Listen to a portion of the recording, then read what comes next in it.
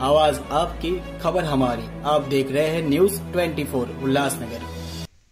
उल्लासनगर के camp number 4 स्थित 14 number school के pass रात के समय एक युवक पर 6 से 7 लोगों की टोली ने जानलेवा हमला कर दिया। इस हमले में बियर की बोतल सिर पर फोड़े जाने के कारण युवक गंभीर रूप से घायल हो गया है। घायल युवक की पहचान राहुल खैरनार के रूप में हुई है, जिनका इलाज उल्लासनगर के एक निजी अस्पताल में चल रहा है।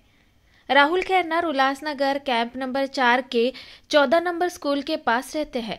घटना रात करीब 3 बजे की है, जब इलाके में रहने वाले एक युवक ने राहुल के दरवाजे पर आकर पानी मांगा।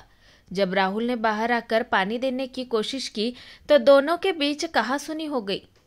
विवाद बढ़ने के बाद 6 से 7 लोगों की टोली ने राहुल पर हमला कर दिया और बियर की बोतल सिर पर फोड़ दी। इस हमले में राहुल गंभीर रूप से घायल हो गए, जिन्हें तुरंत अस्पताल ले जाया गया। इस घटना के बाद खैरनार परिवार दहशत में है और आरोपियों के खिलाफ कड़ी कार्रवाई की मांग कर रहा है। पुलिस ने मामला दर्ज कर जांच शुरू कर दी है। स्थानीय निवासियों ने भी पुलिस से आरोपियों के खिलाफ सख्त कदम उठाने की मांग की है। मी रेखा राहुल खैरनार, आम्ही अंबरनाथला गेलो होतो, घरी आलो आणि जेवण वगैरे झालं, आम्ही झोपलो होतो। रात्री 3:30 वाजता आमच्या घरी एक मुलाने दरवाजा ठोकला।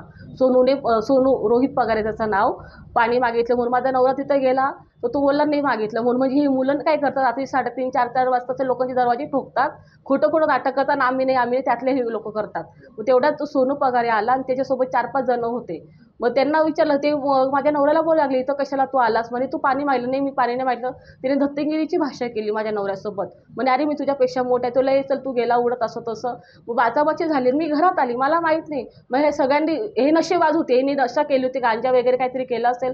यांनी नवऱ्याला एवढं मारलं, विटांनी मारलं, लाथाबुक्यांनी मारलं, डोक्यात दारूच्या बाटल्या फोडल्या, एकाकडे चॉपर पण होता त्याच्याकडं, आणि मला माहित नाही, मी घरात होती। मग माझा नवरा धावत पळत तिकडं आला, तिसरी बाटली तो बियरची टाकायला लागला माझ्या नवऱ्याच्या डोक्यात। पण समोरचे ते भाऊ होते, त्यांनी वाचवलं। जर त्यांनी वाचवलं नसतं माझा नवरा जागेवरच मेला असता।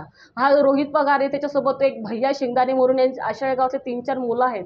हे नेहमी, आणि त्या रोहित पगाराच्या घरी नेहमी असं भरपूर मुलं असतात, त्याच्या घरात भरपूर असे अवैध काय कामे काय धंदे चालू असतात।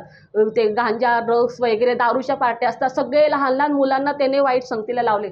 7वी 8वीचे मुलं त्याच्या घरात असतात। सगळ्या मुलांना म्हणजे वाईट मार्गाला तो मुलगा लावतो। आणि मला त्यांनी धमकी दिली, जर तू पोलीस स्टेशनला गेलीस तर माझं कोण वाकडं करेल बघून घेईल, 3 महिन्यानंतर मी वापस येणार ना, तर तुला आणि तुझ्या नवऱ्याला जिवंत मारून टाकणार म्हणे, जागेवरच तुला खलास करेल। आणि एकाने तर धमकी दिली की तुझ्या घरी जाऊन टाकेल म्हणून। तुम्ही रस्त्याने तरी दुसरे तरी विचार करून टाकायचा।